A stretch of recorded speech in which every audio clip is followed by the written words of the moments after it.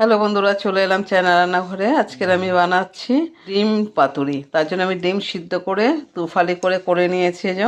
আর নিচ্ছি আমি টমেটো, পেঁয়াজ কুচি, আলু কুচি, আর মশলা নিচ্ছি আমি লঙ্কার গুঁড়ো, ধনিয়ার গুঁড়ো, জিরের গুঁড়ো 1 চামচ, স্বাদ মতো লবণ আর একটু গরম মশলা। প্রথমে নিয়ে নিয়েছি আমি কলা পাতা, তাতে নিয়ে নিচ্ছি একটু তেল আর সামান্য একটু লবণ দিয়ে কলা পাতায় ভালো করে মেখে নিচ্ছি। কলা পাতায় তেলটা লাগানোর কারণ হলো আমি যে ডিমটা মশলা মাখিয়ে দেব প্লাস আলু দেব মাঝখানে, সেটা যাতে লেগে না যায়, ভালো করে উঠে যায়, সেই কারণে। ডিমে মশলা মাখানোর জন্য আমি নিয়ে নিচ্ছি এখান থেকে সামান্য হলুদের গুঁড়ো, নিয়ে নিচ্ছি লবণ, নিয়ে নিচ্ছি লঙ্কার গুঁড়ো আর তেল। ভালো করে মাখিয়ে নিচ্ছি। এর ভেতরে আমি ডিম এক এক করে নিয়ে মশলা মাখিয়ে নেব। মশলা মাখিয়ে নিয়েছি, দেখো ঠিক এইভাবে মাখানোটা হবে। এবার আমি পাতায় সাজিয়ে নেব। পাতায় এরকম উল্টে দিয়ে সাজিয়ে নেব। চারিদিকে এইভাবে সাজিয়ে নিতে হবে, যেহেতু মাঝখানে আমি আলুটা দেব। এই মশলার বাটিতেই আমি নিয়ে নিচ্ছি আলু কুচি, পেঁয়াজ কুচি, টমেটো কুচি, বাকি মশলা।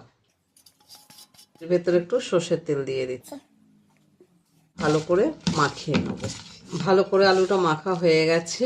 এবার আমি মাঝখানটায় দিয়ে দেবো। আলুটা দেওয়ার কারণ এটাই হলো যে আলুটা দিয়ে ভাতটা মেখে ডিমটা দিয়ে খেতে খুব অপূর্ব লাগে, আর সাথে আর কিছু দরকারই লাগে না। এই দিয়ে থালা ভর্তি ভাত খেয়ে নেওয়া যায়। এবার কড়াইতে ভাজা বসিয়ে দেবো। কড়াইয়ের নিচে একটা ছোট্ট আমি কলা পাতা দিয়ে দিলাম, যাতে ওপরের পাতাটা পুড়ে না যায় তাড়াতাড়ি। আর বাটিটা ধুয়ে সামান্য একটু জল আমি দিয়ে দিচ্ছি। গ্যাসে বসিয়ে দিলাম। গ্যাসটা প্রথমে একটু জোরে দেবো, তারপরে গ্যাসটা লো ফ্লেমে দিয়ে রাখবো। আর এটা ঢাকা দিয়ে দিচ্ছি যাতে আলুটা একটু সিদ্ধ হয়ে যায়। 5 মিনিট বাদে আমি লো ফ্লেমে করে দেবো। 5 মিনিট হয়ে গেছে, আমি ঢাকাটা এবার তুলে নিচ্ছি। এতে দেখুন জল বেরিয়েছে, যে বাকি আলুটা সিদ্ধ হয়ে যাবে। মাঝে মাঝে পাতা একটু ঘুরিয়ে দিতে হবে। ডিম এক সাইড হয়ে গেছে, আমি পাতাটা মাঝে মাঝে ঘুরিয়ে দিয়েছি যাতে চারিদিকে ডিমটা নিচটা একটু লাল ভাবটা আসে।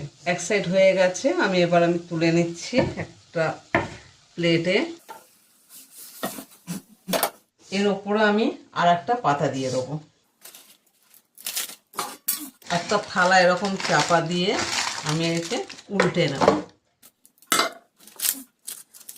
প্রথমে পাতায় আমি তেল আর নুনটা লাগিয়ে নিয়েছিলাম, এই কারণে দেখো কি সুন্দর পাতাটা উঠে এলো। ভাজাটা এক সাইডটা কি সুন্দর হয়ে গেল। এবার উল্টো সাইডটা আমি ভেজে নেব। এবার দিয়ে দিচ্ছি এতে একটু সর্ষের তেল, যাতে অন্য সাইডটা একটু ভালো করে ভাজা হয়। মাছের ঝোল ঝালের থেকে পাতায় যে কোনো জিনিস বানালে খুবই টেস্ট হয় আর খেতে খুবই ভালো লাগে।